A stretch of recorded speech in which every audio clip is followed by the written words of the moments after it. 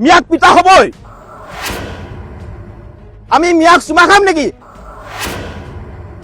ৰফিকুল ইছলামক যতেই দেখা পাব কাণত ধৰাই আঁঠু কহাই থোৱা হ'ব আৰু তাৰ পিছতে পুলিচক খবৰ দিব।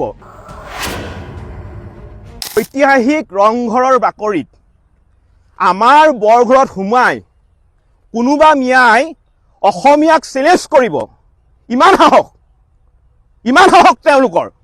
গতিকে আমাৰ স্পষ্ট কথা, আপোনালোকৰ সংবাদ মাধ্যমৰ জৰিয়তে আজি আমি মুকলিকৈ এটা কথা কৈ দিব বিচাৰিছো, এতিয়া বাংলাদেশীৰ লগত প্ৰেম নহয়, এতিয়া বাংলাদেশীক পিটন দি জাতি বচোৱা সময়।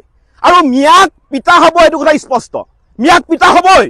আৰু আজিৰ তাৰিখৰ পৰা আমি জাতীয় সংগ্ৰামী না অসমে মিয়াৰ বিৰুদ্ধে আমি যিটো অভিযান চলাই আছো, এই অভিযান আৰু অধিক তীব্ৰতৰ হ'ব। আৰু মিয়াৰ হৈ যোনবিলাক মানুহে ওকালতি কৰিবলৈ আহিব, পিঠি গুৰুল কৰি বহল কৰি দিয়া হ'ব। আৰু যিটো মিয়াই এই ঐতিহাসিক ৰংঘৰৰ বাকৰিত সোমাই অসমীয়াক চেলেঞ্জ কৰিছে, আমি তাৰ ইতিমধ্যে ঠিকনা উলিয়াই পেলালো।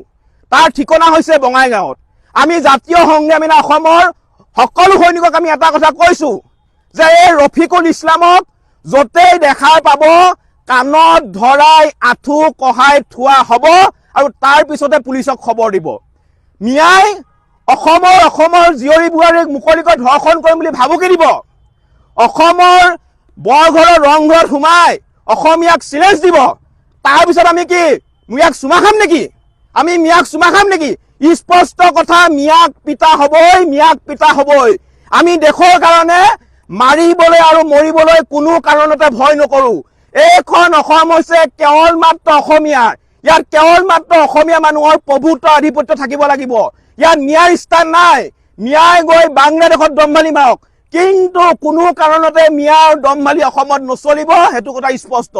আৰু কৈছে এটা কথা কৈ দিব বিচাৰিছো, যদি অসম আৰক্ষীয়ে আজিৰ ভিতৰত যদি ৰফিকুল ইছলামক গ্ৰেপ্তাৰ কৰিব নোৱাৰে, জাতীয় সংগ্ৰামী সেনা অসমে ৰফিকুল ইছলামক য'তেই পাব হাত ভৰি ভাঙি দিব, আঁঠু কহাই কাণত ধৰাই থব, সেইটো কথা স্পষ্ট। কাৰণ আমাৰ বৰঘৰত সোমাই কোনোবা মিয়াই অসমীয়াক চেলেঞ্জ দিব, কোনো অসমীয়াই কেতিয়াও কোনো কাৰণতে সহ্য নকৰে, কোনো কাৰণতে কেতিয়াও চাই নাথাকে।